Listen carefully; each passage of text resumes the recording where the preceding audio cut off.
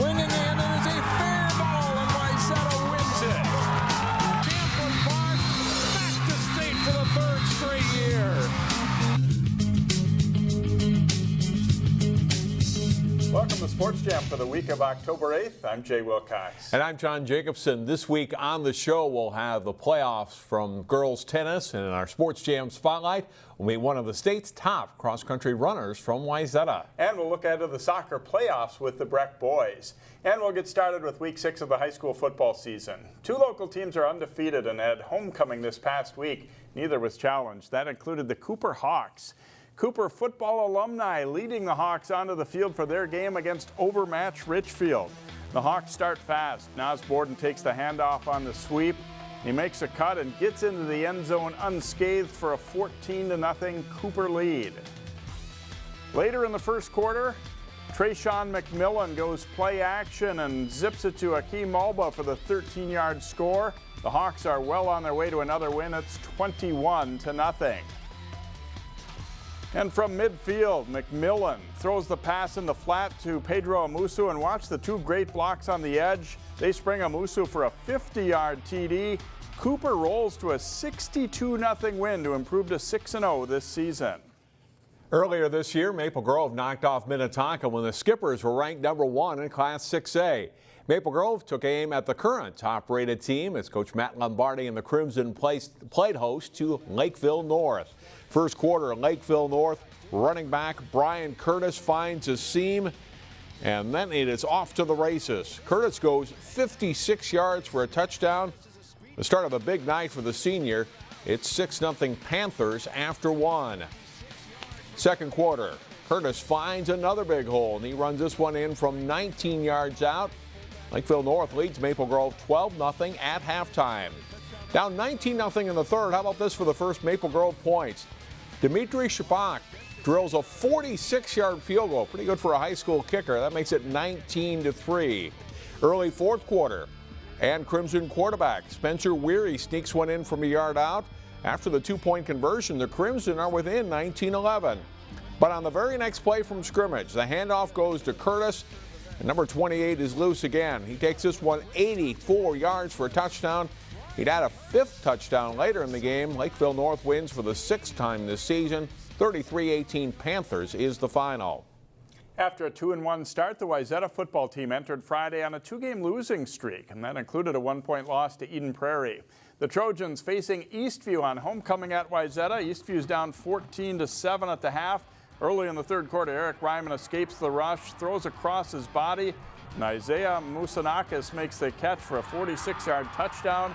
That one ties it up. Wayzata quarterback Keaton Heidi looks off the defense and then takes off, getting through the hole and rumbling 57 yards all the way down to the Lightning 10-yard line. And that sets up a 22-yard field goal by Reed Sanders, and the Trojans take a 17-14 lead. Eastview is driving in the final minute, but on 4th down, Ryman is crushed by Joe Demro, and the pass falls incomplete.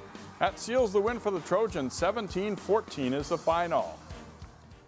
Also, Osseo hosting Totino Grace in a Metro North Subdistrict game. Grace goes to the air. The play-action fake freezes the defense, and Christoph Kolakowski finds Stephen Golden for the touchdown. Eagles take a 7-0 lead. On the ensuing kickoff, it's an entertaining one.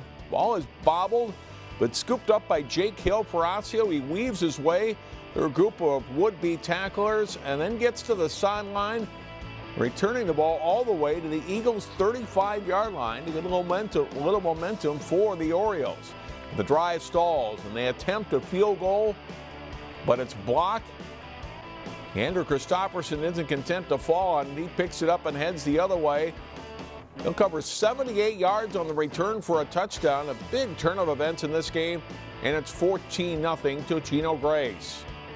Kelly Bowman, former volleyball star, one of the new inductees into the Osseo Hall of Fame at halftime.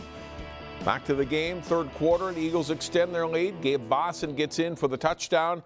Grace wins its second game of the season, 28-0 the final. While the regular state high school league sanctioned meets are still about a month away, girls swimming and diving teams battled for true team section titles over the weekend. Wayzata rolls to the Section 5 AA True Team title. Hopkins is second and advances to the state meet as a wild card. The Royals are followed by Armstrong and Champlain Park. Osseo is 6th and Park Center 8th. Maple Grove is the champion of the Section 8 AA True Team meet. The top 4 also includes wild card entrant Buffalo, STMA, and Brainerd. Breck won the Section 2A meet. The state True Team meet is this Saturday at the University of Minnesota. And best of luck to the local qualifiers at that state meet. That should be a great time. Straight ahead, get set for the soccer playoffs. And later, we'll meet a cross-country standout for the top-ranked Wayzata girls team. Welcome back to Sports Jam. We have some pretty good volleyball teams in the area again this year, John. Yeah, no doubt, including Osseo, which came into last Thursday's conference match against rival Maple Grove with a 16-3 record. Highlights from this match off a crimson set. The pass goes from Kelsey Seelock to Carissa Furman. Back to Kate Achenbach for the attack and kill and a 15-10 first set lead for Osseo. Later, Maggie Bauer delivers an ace serve for the Orioles. They take the first set 25-16. Osseo lost to Maple Grove a year ago, and early in the second set, it's Emma Schaefer to Megan Liu, back to Elise Rossing for a kill to get the Crimson within 8-6. But the Orioles pull away for another win. Lindy Odry's block, part of a 10-3 Osseo run. They win at 25-18 and go up 2-0. Third set, Maple Grove looking to extend the match. Skylar Gray gets one of her team-high 11 kills, but it's not enough this night. Taylor Kwan sets it to Odry on match point.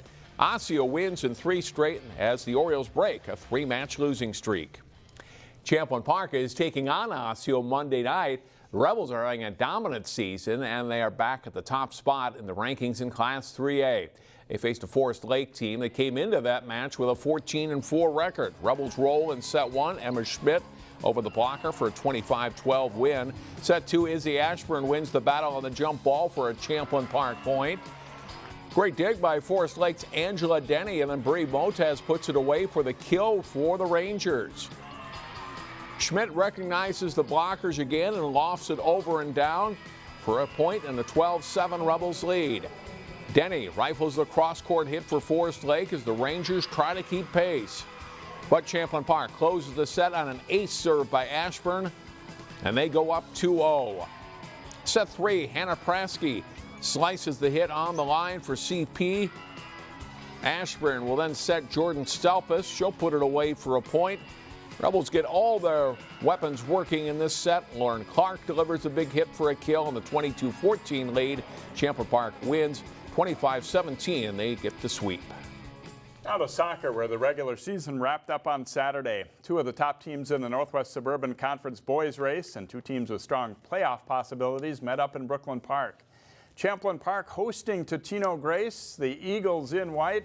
First half, and off a throw-in, watch the chances around the net that the Eagles have. One shot will go off the crossbar, deflecting all over before it's smothered by Michael Osanwo. No score in this one at halftime.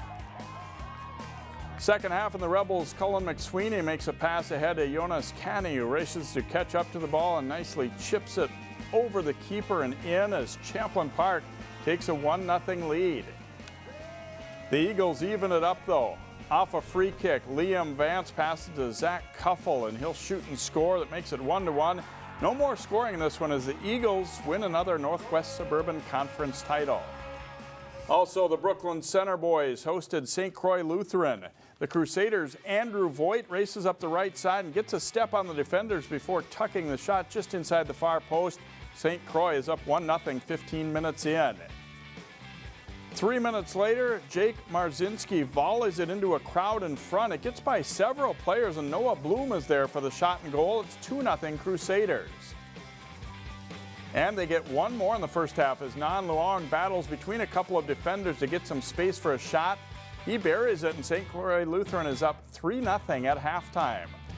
The Centaurs come out stronger in the second half. Simeon Dawson with a nice little move and then a perfect shot under the crossbar and in. Brooklyn Center's within 3-1. He makes a bid for another one, but a great save by Sam Habercorn robs him. BC does get another goal late, but the rally falls short in a 3-2 loss. You know, it was a tough regular season for the Osseo girls soccer team. The Orioles took aim at their third win when they hosted Buffalo in the Wind Saturday in their last regular season game.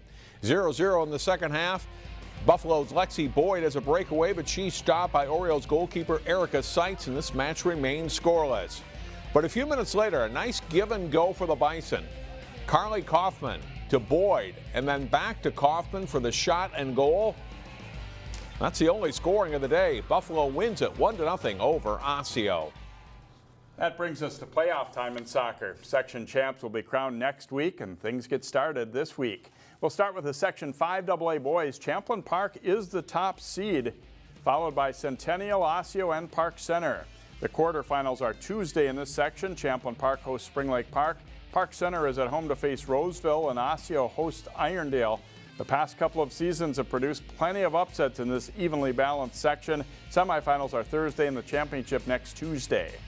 In the Section 6 AA boys tournament, Minneapolis Washburn is the top seed with St. Louis Park second and Southwest third. Armstrong is number 4 and Wayzata 5. Hopkins is 8th. Armstrong hosts Wayzata in the quarterfinals Thursday. Hopkins needs a play-in victory over Richfield to advance to the quarterfinals. The Maple Grove boys are the second seed in Section 8 AA behind St. Cloud Tech. Then it's Brainerd and Rogers. The Crimson host Buffalo Thursday in the quarterfinals. In Section 5A, defending state champ Totino Grace is the top seed, followed by Breck, Blake, and De La Salle. The quarterfinals are Saturday, with each of the top 4 seeds hosting games that day, most in the afternoon. Maple Grove is the top seed for the Section 5 AA girls tournament, with Champlain Park as the number 2 seed. Park Center is 4th and Osseo 7th. In quarterfinal games Tuesday, Maple Grove hosts Coon Rapids. Park Center is at home against Spring Lake Park, and Osseo visits Champlain Park. Wayzata is the top seed for the Section 6 AA tournament. Cretin-Derham Hall is 2nd, followed by Armstrong and Southwest. Hopkins is 6th. In the quarterfinals Thursday, Wayzata hosts South and Armstrong hosts Hopkins. The semifinals are Saturday. Blake is the number 1 seed in Section 5A with Benil, De La Salle, and Breck rounding out the top 4. The quarterfinals are Saturday with the top 4 teams hosting. Heritage is the third seed, Providence 4th, and Cooper 8th. Maranatha 10th in Section 6A. Her play starts Tuesday. Armstrong is the top seed for the Section 5 AA girls tennis tournament. They played their first postseason match Thursday against Rogers in the section quarterfinals. At number 1 singles, off the Rogers serve, Nicole Snezhko angles a backhand return, get her running, and then fires the forehand winner for a point. Snezhko has got a big serve. Ace coming up here, part of a 6-love win for Snezhko over Abby Johnson. The second singles, and Mallory Leighton goes right down the line with a shot, and then back the same way with a backhand to catch her opponent leaning. And Leighton wins 6-4, 6-1. Number 3 singles, Kathy Stoikova serves, then fires a winner down the line. She falls, though, 6-3, 6-1 to Allie Hatcher. And her first doubles, Caitlin Moe serves, and teammate Renee Brunner puts it away on the volley. Straight set win for the Falcons, 5-2. They face Buffalo in the semifinals Monday at Baseline Tennis Center in Minneapolis. Maple Grove meets Wayzata in the other semifinal Tuesday. And section champs will be crowned in all of the sections this week. Looks pretty wide open in 5AA this year. Probably best that they're indoors, right, this week for the semifinals and finals. Stay with us. Next up in our Sports Jam Spotlight, meet a distanced running star in the powerhouse Wayzata girls program. Emma Atkinson joined the Wayzata girls cross-country team in 8th grade and quickly realized it was a sport she really loved. Now, 3+ years later, she's one of the state's top distance runners. Here's this week's Sports Jam Spotlight. Cross-country running takes dedication and a commitment to improve. Emma Atkinson combines both of those qualities. As Wayzata's fastest runner on a team with several good racers, Emma is often the leader of the pack. But no, she doesn't do it alone. having your team behind you makes such a big difference because this is such a hard sport. Like, it's so hard, just you can't do it by yourself. So having a supportive team is super nice. She works really hard. Definitely, like, she's always one of the last people out from practices. You can see she's working hard. She talks with the coaches, which is sometimes a little bit intimidating, but it definitely shows in her running. Wayzata owns 4 state titles this decade and are ranked first not only in Minnesota, but also the nation. Trojans believe there is an expectation on their team each year. There's a little bit of pressure, but we take it super well. We don't try to let it get to us or stress us out in any way. We're just trying to focus on the team we have this year and just know that we're not the same team as the year before or the year before that. Like, we're our own team. So we try not to let it get to us too much and just do our thing. We've had a target on our backs for a few years, and it definitely helps us to push a little bit harder and work harder, but it also gives us faster times, and it shows. We feel like they're really coming together now. We really noticed early that they were great friends and just really were a close-knit team. The top end was out in Colorado in July and had a great trip, and we just saw a real connectedness in the girls as far as the relationships. And we thought the work was really to be done, and how do you race then with each other, and how do you work together to get better by pushing each other. Atkinson began track and field in 6th grade and last spring anchored Wayzata's 4x800 relay team to a second-place finish at state. Now in her 4th season of cross country, Emma remembers some of the lessons learned from older girls on the Wayzata team that she now tries to share with the team's youngest runners. Working hard is definitely a big thing, and saying positive stuff while you're racing is probably the most important thing, because when you're out there, you're not going to be feeling good towards the end especially, and negative things will just push you down. So positive reinforcement is definitely something I try to pass on to my teammates who have also passed down to me. Emma exudes balance, and we couldn't be happier having her as if you want to call it our #1 runner. She really teaches kids how to, dig in and commit to their sport, really train hard. But she has the rest of life figured out too. She's got a great social life. She balances her academics as an athlete, and she really has a lot of fun, and that's really nice to have leading your team. Emma finished 3rd at last year's state cross-country meet as the Trojans took home another championship. The goals for next month and the post-high school season races that follow are set high again. So for our team, we want to win state. We think that'd be super fun, and going to NXR and regionals, we would like to advance to nationals. And then individually, it's kind of hard. I mean, podium at state would be really good. I'm gonna have to work super hard for that because there's some really good runners this year. The next big race for Wayzata is this Thursday, the Lake Conference Championships at Gale Woods Farm in Minneapolis. Sports Jam returns in a moment as Jay talks playoff soccer with the Breck Mustangs boys. Welcome back to Sports Jam. A great season again for the Breck boys soccer team as they get set for the Section 5A tournament. And we're speaking with them after a win over Providence Academy and joined by a couple of their guys, starting with Eric Smits. And tell me about this year. I mean, how do you feel about this team and what you guys have accomplished throughout this regular season? I mean, we got a good lineup, good roster, a lot of returning guys, a lot of guys that have been around the program for a few years. So we know what Coach wants. We know what we got to do on the field, and yeah, it's been a lot of fun this year working with a lot of the new guys, a lot of young guys too that we got, so we have a good team, good roster. Yeah, you guys really moved the ball effectively here against Providence, and just a really good passing team. Has that kind of been the way it's been all season for you guys? I mean, I think that's been the culture for Breck soccer for as long as I can remember, because we've always had a lot of pride in moving the ball well and working for each other off the ball. So this year we've been trying to put into work what Coach wants us to do, what we've been doing on the practice field. So. Now you guys have an outstanding team, but so does Totino Grace, so does Blake and some of the others in your section. It's just as good as the state tournament, but how much do you guys look forward to that kind of competition? We're definitely looking forward to it. Like you said, Totino, Blake, Benilde, all those guys can all play, and they've shown that to us over the past few years, and especially this season with our loss against Benilde, and we tied Blake and we beat them one time. But yeah, it definitely has been tough games, and we're open for the challenge. I mean, we're excited. We know it's going to be a tough game. We know it's going to be hard, so we're looking forward to it. All right, thanks for joining us. Good luck in the postseason. Thank you. And Hudson Haecker, great goalkeeper for this team. You know, how much do you look forward to the playoffs and just facing against some of that great competition that you guys will see? I'm super excited for sections this year. You know, senior year, I mean, we're going into it super positive, and I don't get a lot of action sometimes in the games, and I know sections, when section comes around, it's gonna be tough, and so we're looking forward to it a lot. Before tonight's game against Providence, Coach told us he thinks this is as good of a defensive team as he's had an entire time at Breck. Is that a pretty good feeling to hear that from him? Oh, for sure, yeah. We've had 12 shutouts this year out of 14 games. It's been fantastic. I mean, our defense this year is just unstoppable. I mean, we've done some great things back there, and then just not allowing goals is just one thing of them. I'm always impressed when a program is able to do it, you know, kind of back to back and more years than just one great year like that. Is it a good feeling to know that Breck soccer's been, you know, not just a one-year wonder, you guys kind of keeping strong year after year?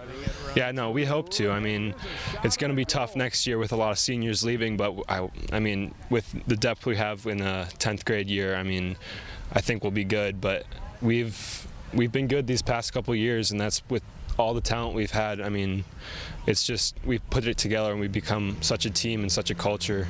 It's just amazing. It's an amazing feeling to have. In a way, having so many good teams in Section 5 sort of feels unfair, but at the same time, does it have you guys ready for every game? You're not going to be like, well, who's this team and we don't know them and we're going to be overconfident or anything?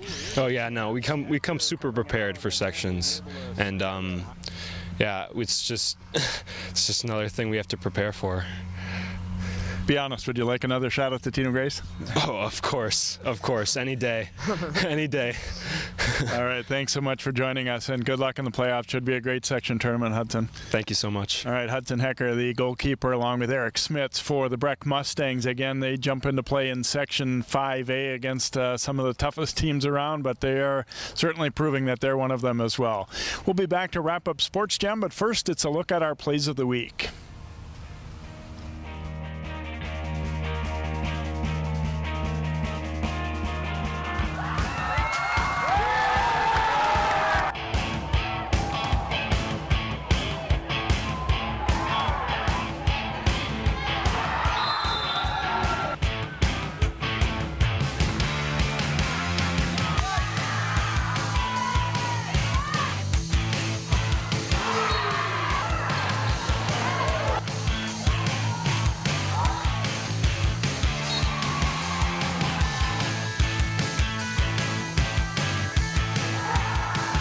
Smits getting away a good cross. Almost an own goal. Look at the Cooper!